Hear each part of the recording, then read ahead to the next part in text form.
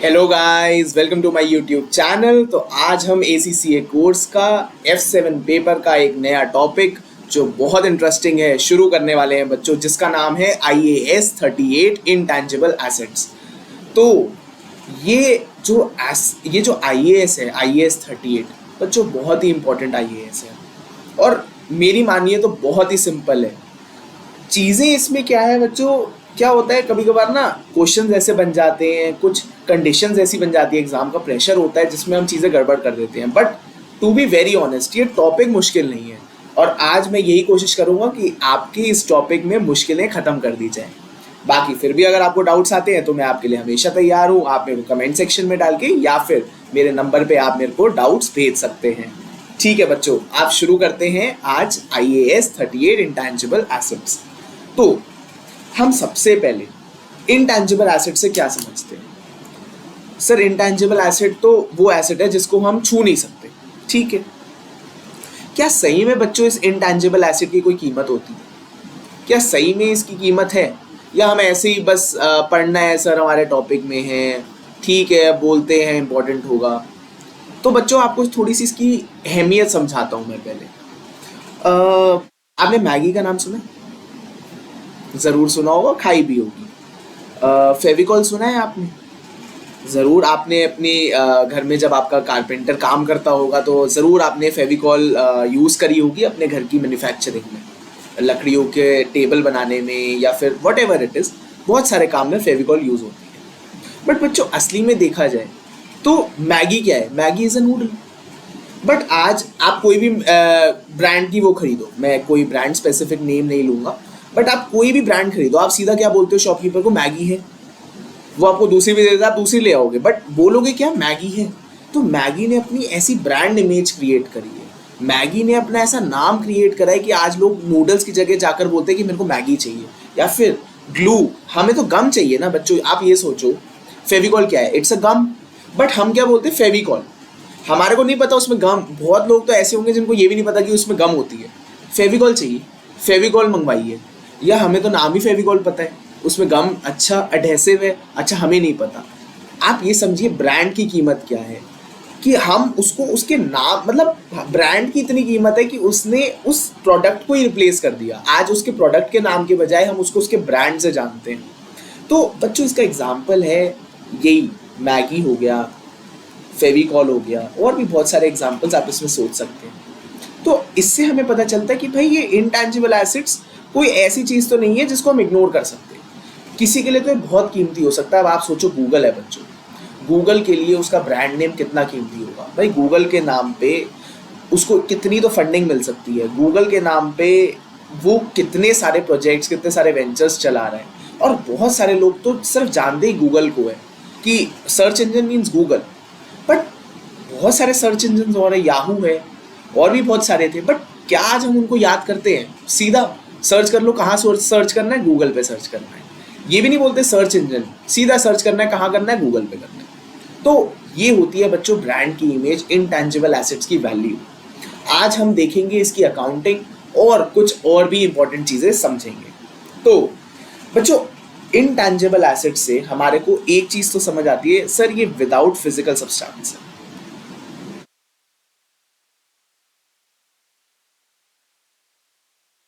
Without physical substance, भाई इसका कोई फिजिकल सब्सटेंस तो नहीं है, इसको हम टच नहीं कर सकते। This is without physical substance और ये फ्यूचर इकोनॉमिक बेनिफिट्स प्रोवाइड करता है। फ्यूचर इकोनॉमिक बेनिफिट्स प्रोवाइड करता है। और क्या पॉइंट हो सकता है मेरे को बताइए? और ये सेपरेबल होना चाहिए। ऐसा नहीं कि ये बिजनेस से सेपरेट ही नहीं करा जा सकता।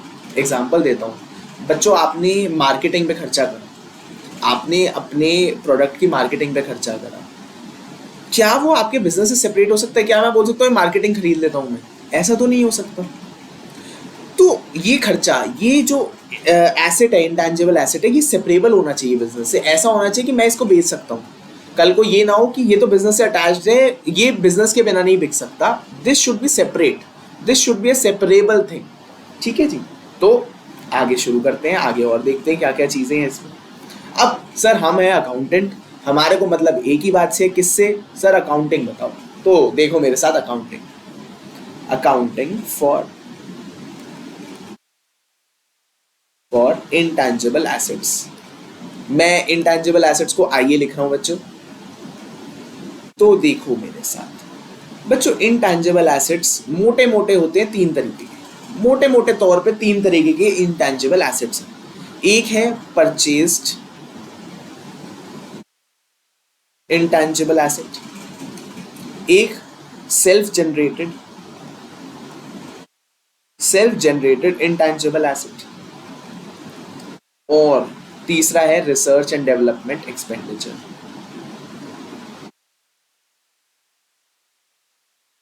Research and development expenditure.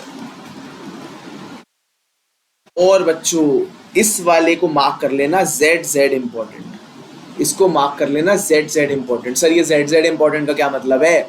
जरूरत से ज्यादा इंपॉर्टेंट बच्चों, जरूरत से ज्यादा इंपॉर्टेंट टॉपिक है ये, रिसर्च एंड डेवलपमेंट एक्सपेंडिचर। अभी देखेंगे क्या क्या दिक्कतें आती हैं, क्या क्या पॉइंट्स हैं और क्यों ये जरूरी है। ठीक है, तो बच्चों सबसे पहले शुरू करते हैं परचेज्ड इंटेंजिबल एसेट से।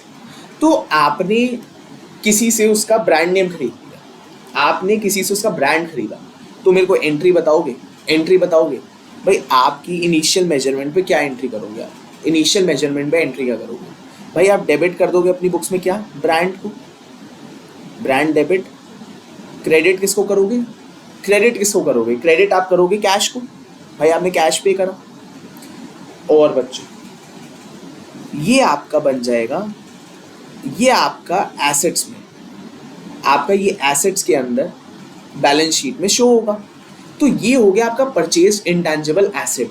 तो हमें एक चीज समझ आती है कि ये परचेज इंटेंजिबल एसेट जो होता है ये बुक्स में शो होता है, इसको हम खरीदते हैं और ये बुक्स में शो होता है।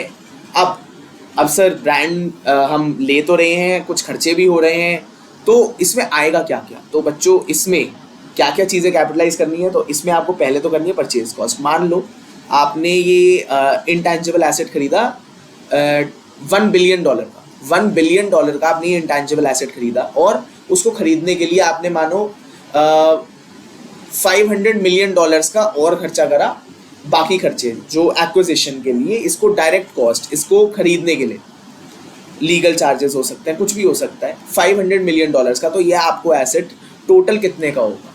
ये आपको हो जाएगा $1.5 बिलियन का। तो इस तरीके से हमारे को ये समझ आया कि ठीक है सर, इसमें हम डायरेक्ट कॉस्ट को भी कैपिटलाइज करेंगे। ठीक है जी। अब आते हैं हम अपने सेल्फ जनरेटेड इंटेंजिबल एसेट्स पे। तो बच्चों सेल्फ जनरेटेड इंटेंजिबल एसेट्स ना बुक्स में रिकॉर्ड नहीं करा जाता। अब इसको बुक्स में क्यों नहीं रिकॉर्ड करा जाता बच्चों? इसको ना आप समझो, इसको बिजनेस से सेग्रीगेट करना, इसकी कॉस्ट को सेग्रीगेट करके निकालना is very difficult for a business.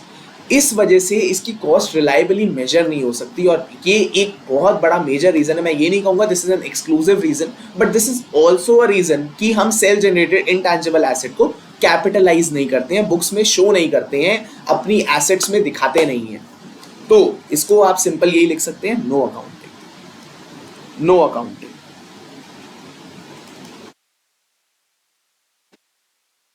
अब रिसर्च एंड डेवलपमेंट, सबसे बड़ा सबसे मोटा topic research and development, but इस पे अभी आएंगे, पहले कुछ और बातें कर लेते हैं छोटी छोटी। तो बच्चों एक सिंपल सी चीज मेरे साथ देखो, हमने पढ़ा purchased intangible asset,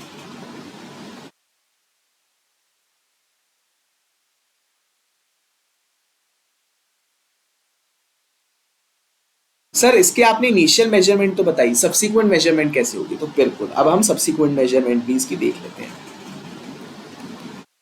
subsequent measurement, तो बच्चों इसमें दो चीजें, दो केसेस बनते हैं। या तो उस इंटेंजिबल एसेट की डेफिनेट लाइफ है,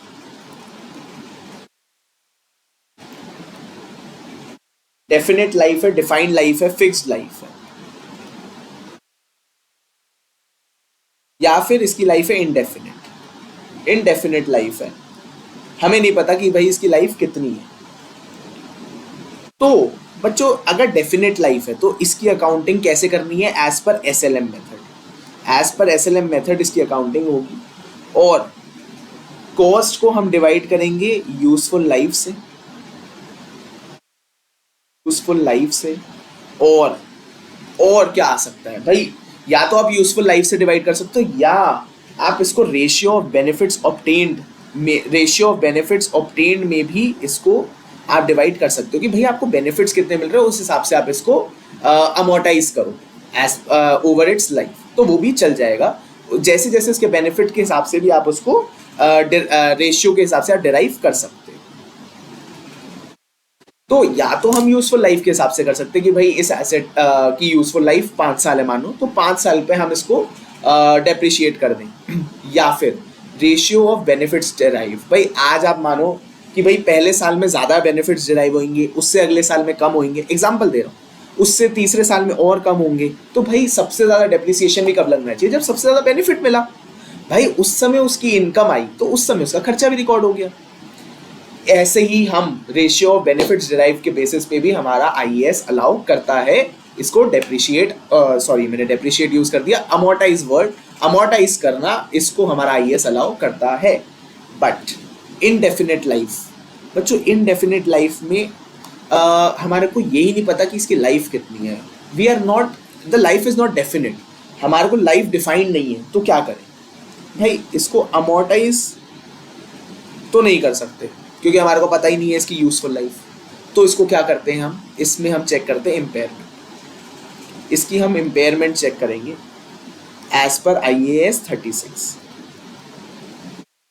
और ये रहेगी बच्चों एनुअल। ये आपकी इम्पेयरमेंट एनुअली चेक होगी।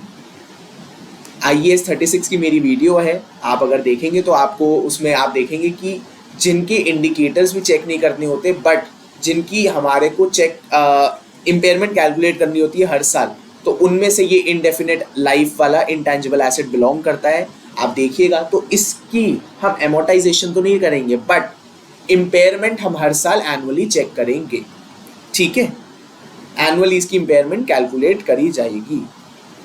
और बच्चों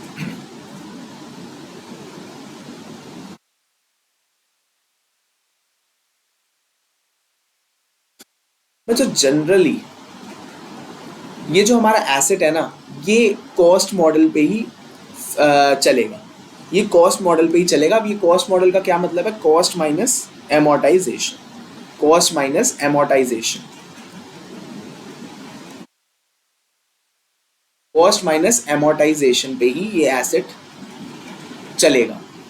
बट क्या रीवैल्यूएशन मॉडल में नहीं चल सकता? जो रीवैल्यूएशन मॉडल के लिए पहले आप कुछ बातें लिखो, फिर मैं आपको बताता हूं। इट कैन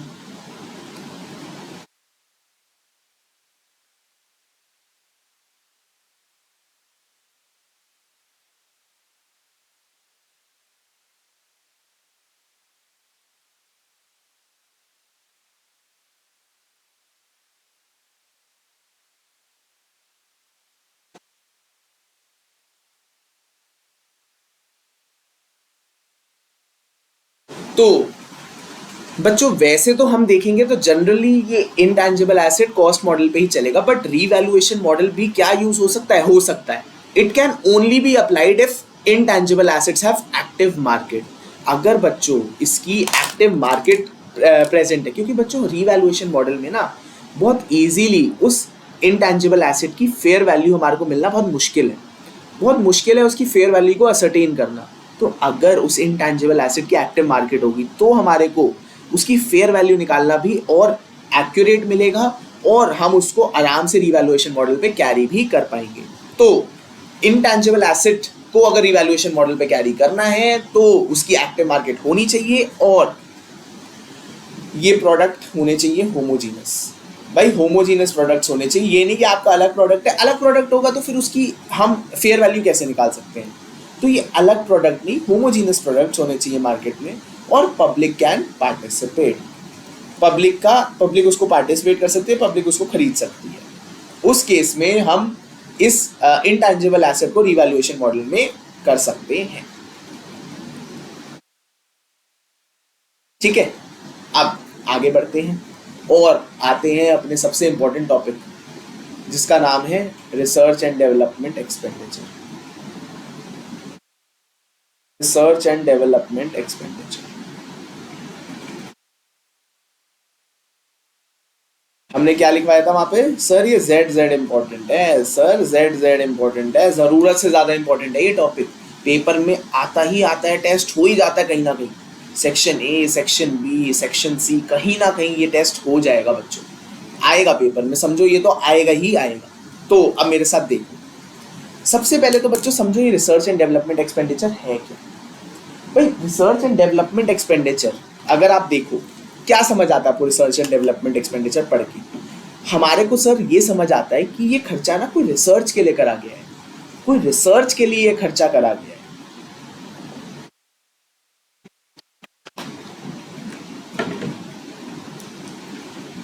बट मैं समझाता हूं एक्चुअली ये है क्या। बच्चों सिप्ला कंपनी आपने सुनी होगी, Cipla is a pharmaceutical company.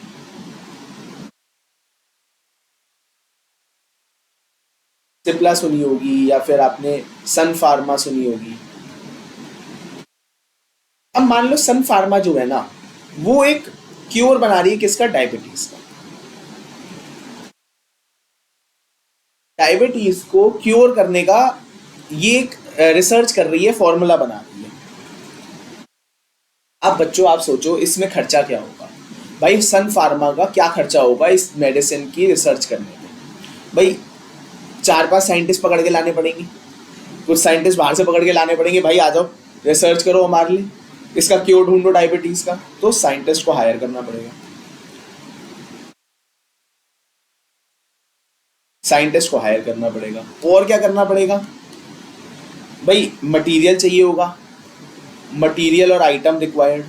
भाई हो सकता है सामान चाहिए हो रिसर्च करने के लिए, वो कुछ मिक्स करते हैं ना केमिकल वेमिकल, अब तो केमिकल भी तो होने चाहिए, वो मटेरियल भी चाहिएगा, तो मटेरियल और आइटम रिक्वायर्ड। बच्चों क्या फ्री में आ जाएगा? फ्री में तो कुछ भी नहीं आता, तो इसमें भी पैसे लगेंगे। और प्लांट एंड मशीनरी चाहिएगी, हो सकता है आपको कुछ इक्विपमेंट्स चाहिए हो इसकी रिसर्च करने के लिए, प्लांट एंड मशीनरी चाहिए होगी। और क्या चाहिएगा? भाई सड़क पे बैठ के तो ये रिसर्च करेंगे नहीं, ऑफिस चाहिएगा, तो एक ऑफिस लेना पड़ेगा, रेंट करना पड़ेगा, का रेंट होगा। बच्चों इतना सारा खर्चा होगा, इतना सारा खर्चा होगा इसका क्योर ढूंढने में। तो क्या ये खर्चा को हमें अकाउंट फॉर नहीं करना चाहिए? और अकाउंट फॉर करना चाहिए तो किस तरीके से करना चाहिए? बच्चों अगर आप प्रैक्टिकली इस चीज़ को समझें, तो ये जो कंपनीज है ना, इनके लिए रिसर्च एंड डेवलपमेंट एक बहुत बड़ा खर्चा है। रिसर्च एंड डेवलपमेंट इनके लिए इतना बड़ा खर्चा है कि इनके मिलियंस ऑफ डॉलर्स इस पे खर्च होते हैं हर ईयर। अब आप ये सोचो, इतना बड़ा खर्चा है, इतनी सारी चीज़ें होंगी, इनकी पूरे प्रॉपर स्पेसेस होती है जो इनको दी जाती है, proper plant and machinery, proper equipments दी जाती हैं, काफ़ी बड़े बड़े साइंटिस्ट को बहुत हेवी सैलरीज में एम्प्लॉय करा जाता है ताकि वो ये रिसर्च कर पाए, उनको सहूलियत दी जाती है, आराम दिया जाता है, उस सब में पैसा लगता है बच्चों। अब पैसा तो लग रहा है, इस पैसे को अकाउंट तो करना हमारा काम है। अब अकाउंटिंग कैसे करें? तो मेरे साथ अब देखो बच्चों, मानो एक एसेट का रिसर्च शुरू हुआ, यहां तक उसकी रिसर्च हुई। अब इस रिसर्च के टाइम पे उनके कुछ खर्चे हुए, भाई मान लो सैलरी गई, सैलरी गई, रेंट गया, डेप्रिसिएशन गया। भाई बिल्डिंग जहाँ पे काम कर रहे हैं वहाँ पे रेंट लगा, साइंटिस्ट की सैलरी लगी, डेप्रिसिएशन लग रहा है इक्विपमेंट्स पे, और मटेरियल जो यूज़ करा उसकी कॉस्टिंग आई। अब खर्चा तो बहुत हो गया भाई, खर्चा तो बहुत हो गया, क्या करें? तो हमारा आईएएस कहता है रिसर्च के खर्चे को बच्चों बांध दो दिमाग में, रिसर्च के खर्चे को क्या करना है? पीएनएल में डालना है। सर इसको डाल देना है पीएनएल,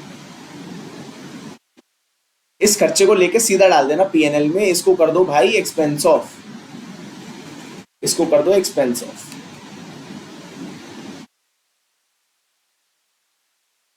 ठीक है सर, बट अब डेवलपमेंट हो गई है,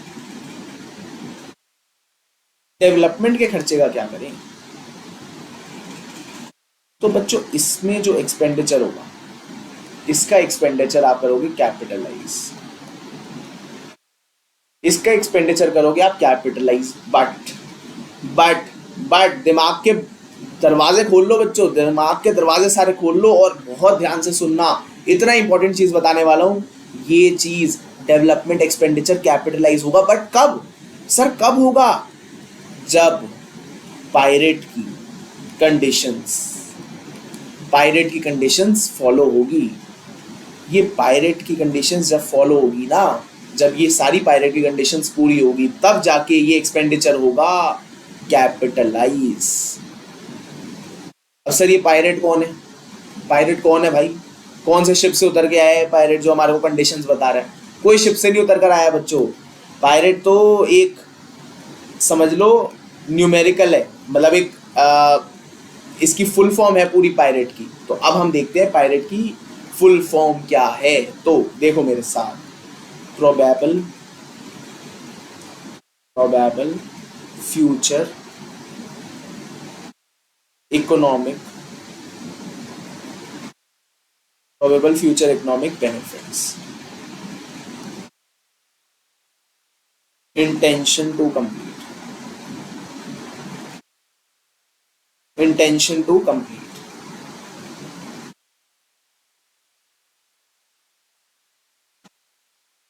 रिसोर्स अवेलेबिलिटी,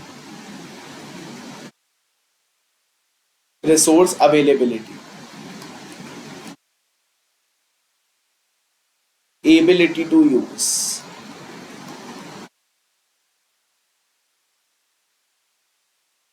टी की हो गई बच्चों technical feasibility.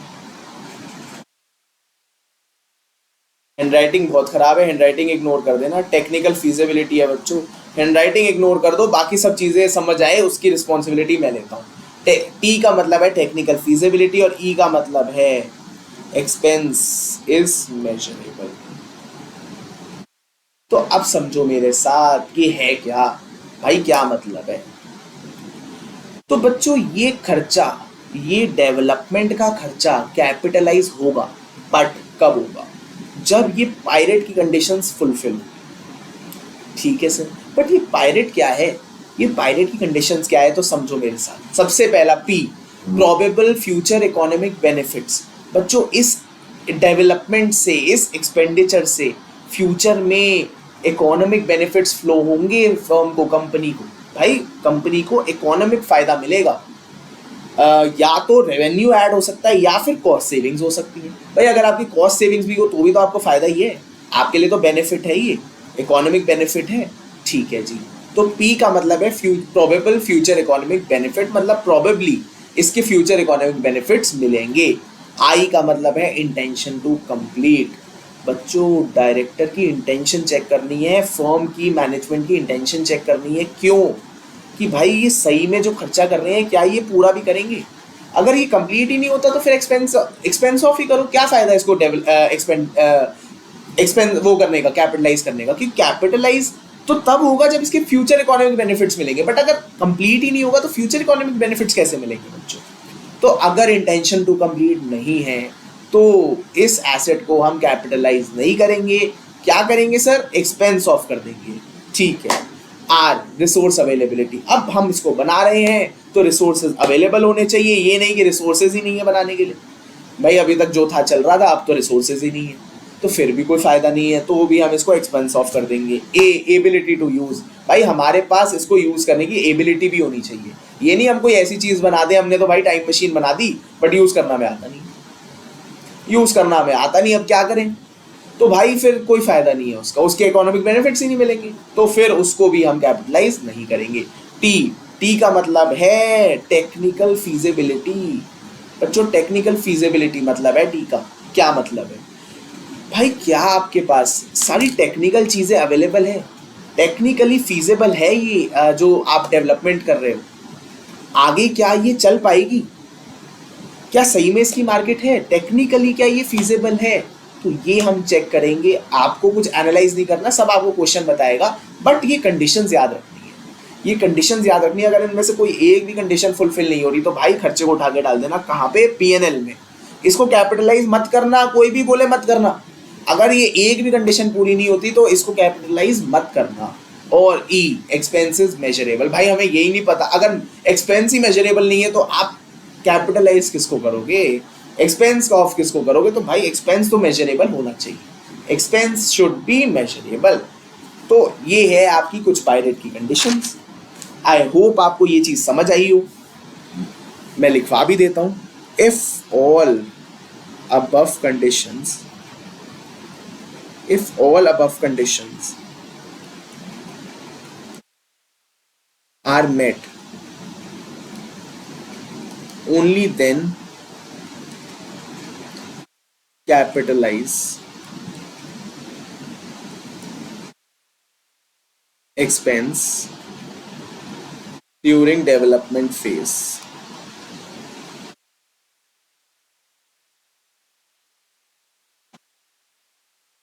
Development phase in balance sheet as asset. Handwriting ignore करके बच्चों चीज समझना, if all above conditions are met only then capitalise expense during development phase in balance sheet as asset. भाई अगर ये सारी कंडीशंस फुलफिल होगी तब ही उस एक्सपेंस को कैपिटलाइज करना है, वरना इस एक्सपेंस को सीधा उठा के डाल देना पीएनएल में। अगर ये कंडीशंस पूरी होती है तो बैलेंस शीट वरना पीएनएल, पूरी होती है तो बैलेंस शीट वरना पीएनएल, पूरी होती है तो बैलेंस शीट वरना पीएनएल।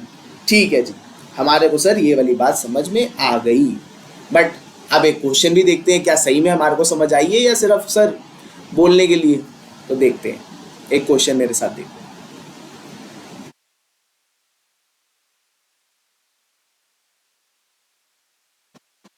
बच्चों 2010 का टाइम है, आपने $50,000 का खर्चा करा और पायरेट की कंडीशन पूरी हो गई। ठीक है, 2011 का टाइम है, आपने 20,000 का खर्चा करा, बट अब पायरेट की कंडीशंस वायलेट हो गई, पायरेट की कंडीशंस पूरी नहीं हो गई। 2012 का पीरियड आ गया, 2012 का पीरियड आ गया, 60,000 का खर्चा करा, फिर पायरेट की कंडीशंस पूरी हो गई, इस बार पायरेट की कंडीशंस पूरी हो गई। अब 2012 में यहां पे जाके हो गया प्रोडक्ट रेडी,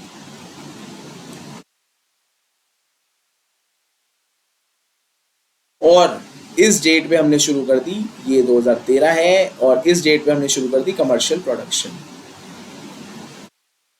ठीक है जी, 2013 की स्टार्टिंग में प्रोडक्ट हो गया रेडी और 2013 के एंड में कमर्शियल प्रोडक्शन हो गई शुरू। तो देखो मेरे साथ,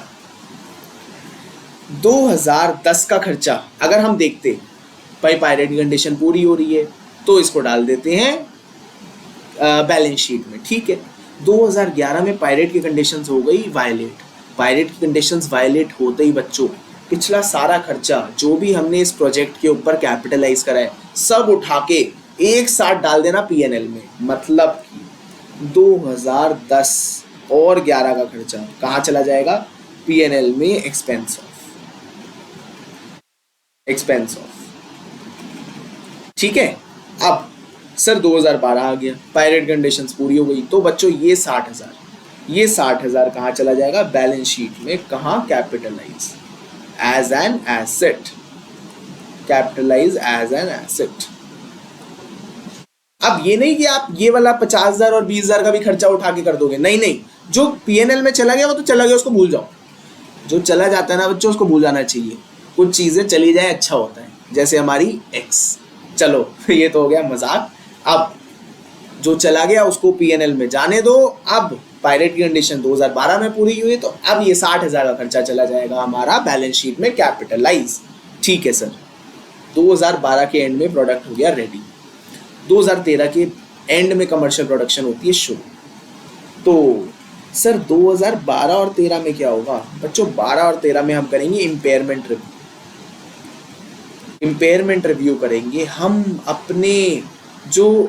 अब सर आप कहोगे ये एमोर्टाइजेशन क्यों नहीं शुरू करी बच्चों, जब कमर्शियल प्रोडक्शन शुरू हो जाती है इंटैंजिबल एसेट्स के केस में, तब हम इसकी एमोटाइजेशन शुरू करते हैं। अभी ये सारी बातें आपको लिखवाऊंगा बट अभी आपको समझा रहा हूँ। तो 2012 से 13 के बीच में ये इम्पेयरमेंट रिव्यू के अंडर रहेगा भाई, इम्पेयरमेंट रिव्यू होगा इस पे। अब 2013 onwards, 2013 onwards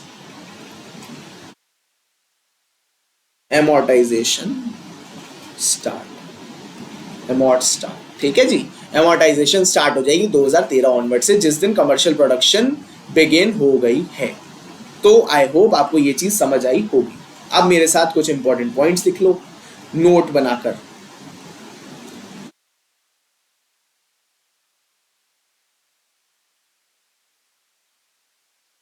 if pirate conditions, condition बच्चों ये कंडीशंस है, condition are breached any time during the development,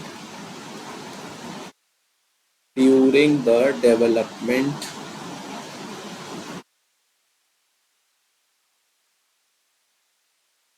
then all expense incurred till now will be transferred to P&L, will be transferred to P&L। ठीक है sir, समझ आ गया। Second point, amortization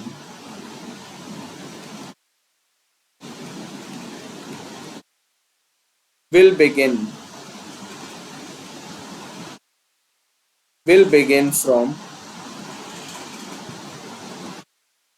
date of commercial production,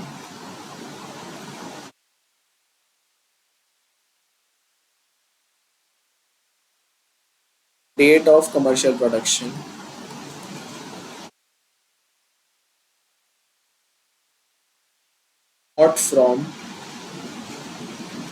not from date of development, not from date of development। तो भाई हमारी amortization हमेशा शुरू होगी from date of commercial production, ना कि date of development से। तो ठीक है, ओके जी। अब सर थर्ड पॉइंट लिख लो,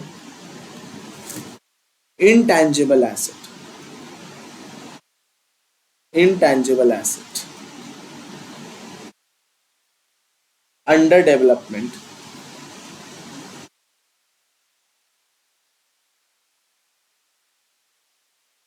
are also under the ambit of impairment, under the ambit of impairment as per IAS 36। ठीक है जी। एक पॉइंट और लिख लो, अभी चलो वो वाला पॉइंट बाद में लिखवाऊंगा बट ये समझा देता हूँ। If pirate conditions are breached at any time, पहला पॉइंट कर रहे हैं, if pirate conditions are breached at any time during the development, अगर पायरेट की कंडीशन डेवलपमेंट के बीच में कभी भी ब्रीच हो जाती है, वायलेट हो जाती है, then all expense incurred till now will be transfer to P&L। जैसे ही पायरेट की कंडीशन ब्रीच हुई तब तक का सारा खर्चा, मान लो आज के दिन पायरेट की कंडीशन ब्रीच हुई तो आज से सारा पहले का सारा खर्चा अभी तक का चला जाएगा P&L में। ठीक है। amortization will begin from date of commercial production not date of development। तो amortization जब शुरू होती है तो वो कौन सी डेट से होती है? Date of commercial production, date of commercial production, date of commercial production से, और ना कि डेट ऑफ डेवलपमेंट से। तो हमेशा याद रखना है, amortization स्टार्ट होगी date of commercial production, amortization start होगी date of commercial production, amortization start होगी डेट ऑफ कमर्शियल प्रोडक्शन। ठीक है। अब तीसरा point, intangible asset under development are also under the ambit of impairment as per IAS 36। तो हमारे जो intangible assets under development है, जो अभी भी बन रहे हैं, under development है, अभी भी इन पे काम चल रहा है या फिर अभी इनकी कमर्शियल प्रोडक्शन शुरू नहीं हुई है, तो ये आएगा किसके एम्बिट में, किसके अंडर? इम्पेयरमेंट के एम्बिट में आएगा। IAS 36 में ले जाना बच्चों, सीधा उठा के ले जाना IAS 36 में। ठीक है, अब सर बातें बहुत हो गई, बातें हो गई बहुत, अब हमारे को करा दो सर क्वेश्चन, फिर हमारे को लगेगा भाई कुछ कॉन्फिडेंस आ रहा है, नहीं तो बातें तो बहुत हो गई है। ठीक है जी, सही बात कह रहे हो, बातें तो बहुत कर ली सर, बातें बहुत बनाते हो, काम नहीं कर रहे हो लग रहा है। चलो देखते हैं।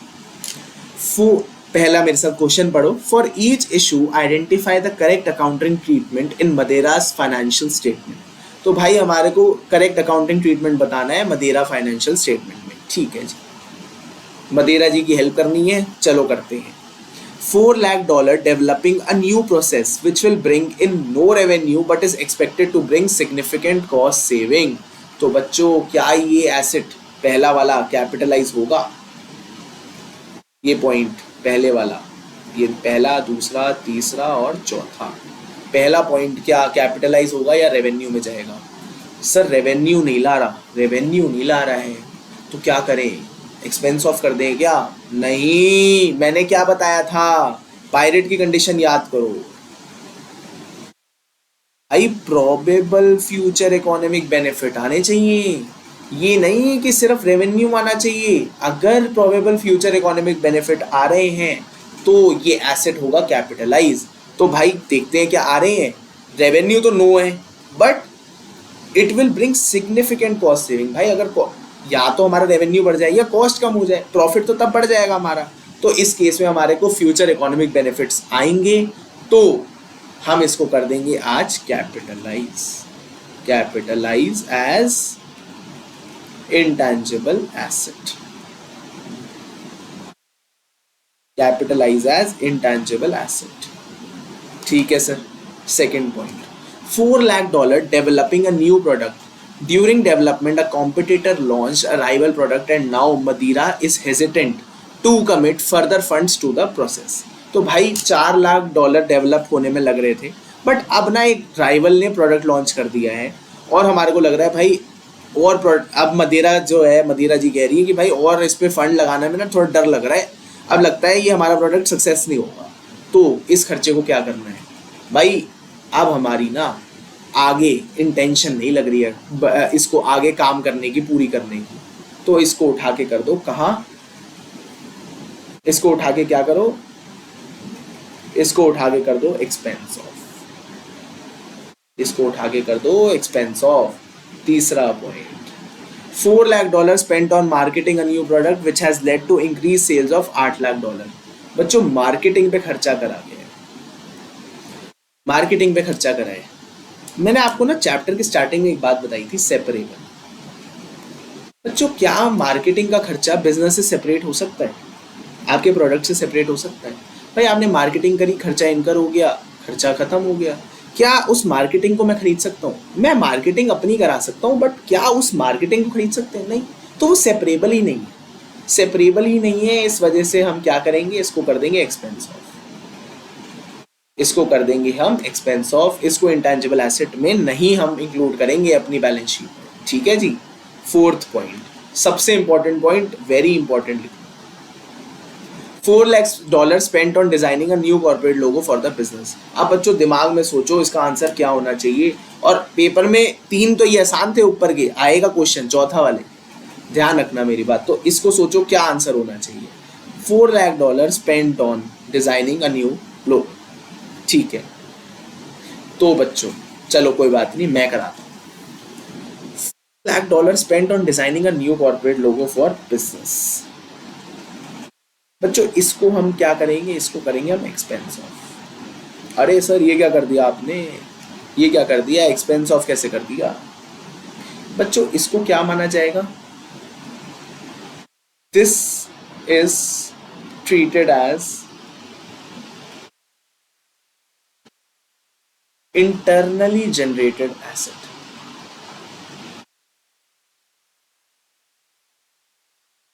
भाई इसको आप ट्रीट कैसे करोगे? इंटरनली जनरेटेड एसेट की तरह, as they are designing themselves.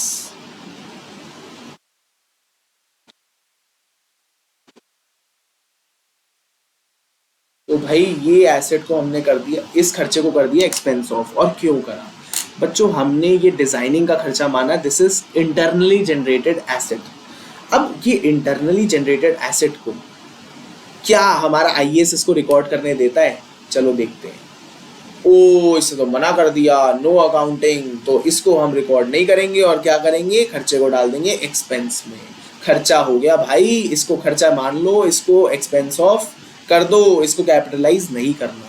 अब यही कुछ क्वेश्चन होगा अगर कि भाई ये न्यू कॉर्पोरेट लोग आप बाहर से डिजाइन करवा रहे हो या कुछ ऐसे, तो इसको कैपिटलाइज करा जा सकता है। ठीक है, अभी हम आगे बात करते हैं नेक्स्ट क्वेश्चन के साथ।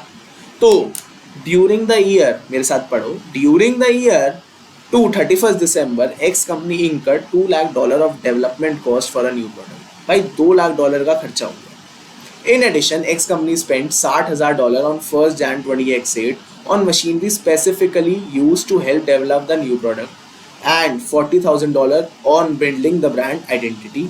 Commercial production is expected to start during 20X9. The machinery is expected to last 4 years with no residual value. तो भाई no residual value, हमारा एसेट तो बन के तैयार हो गया है, इसकी कोई रेसिडुअल वैल्यू नहीं है, 4 साल की इसकी लाइफ मानी है। What value should be included within intangible asset in respect of the above in X company's financial position as at 31st December 20X8। तो बच्चों क्या खर्चा, क्या एक्सपेंडिचर हम कैपिटलाइज करेंगे अपने फाइनेंशियल पोजीशन में, ये हमें बताना है। तो क्या मैं कह सकता हूँ भाई पहला खर्चा है $2 लाख का, ये तो कैपिटलाइज हो जाएगा सर, ये तो डेवलपमेंट कॉस्ट है डायरेक्ट इस न्यू प्रोडक्ट को बनाने की, ये तो कैपिटलाइज हो जाएगी। अब in addition X company spent $60,000 on 1 Jan 20X8 on machinery specifically लिखा है used to help develop the new product। भाई इस प्रोडक्ट के लिए ना इस मशीनरी को यूज करा गया है 1 साल के, मशीनरी की लाइफ है 4 साल और नो रेसिडुअल वैल्यू है। तो बच्चों मुझे एक बात बताओ, हमारा जितना खर्चा मैंने यहाँ पे आपको लिखवाया था, मैं आपको दिखाता हूँ दोबारा, प्लांट एंड मशीनरी पे होने वाला खर्चा, यहाँ पे डेप्रिसिएशन का खर्चा, ये सब हम अगर पायरेट की कंडीशन पूरी होती है तो हम कैपिटलाइज करेंगे। बच्चों तो यहाँ पे भी ये जो हमारा खर्चा है डेप्रिसिएशन कैपिटलाइज तो होगा, बट कितना, क्या पूरा 60,000 कर देंगे? नहीं।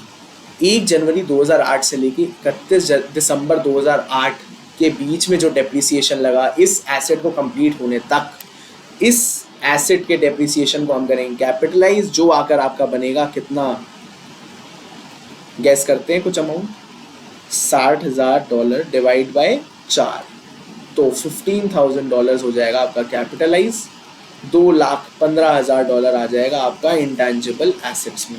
सर ये $40,000 क्या हुआ? बच्चों ये तो फिर आपका वही हो गया इंटेंजिबल इंटरनली जनरेटेड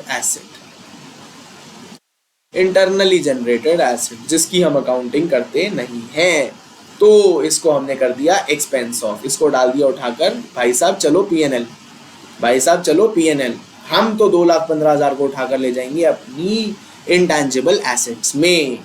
तो बच्चों इतना सा ही हमारा ये आईएएस है, छोटा सा प्यारा सा। आई होप आपको चीज़ें समझ आई होगी, बट स्टिल अगर आपको कोई डाउट है तो आप मेरे से इस नंबर पर कॉन्टैक्ट कर सकते हैं, मैं आपकी सहायता ज़रूर करूँगा बच्चों, या फिर आप कमेंट सेक्शन में भी अपने डाउट्स पूछ सकते हैं। तो बच्चों पढ़िए बढ़िए, हमारे लिए तो यही अब आपकी एक हमारी तो यही आशा है कि आप अच्छे नंबर लाएंगे और पेपर में अपने टीचर्स का, अपने पेरेंट का और अपना नाम रोशन करेंगे। तो बच्चों आज के लिए मैं विदा लेता हूँ आपसे, बाय बाय, टाटा।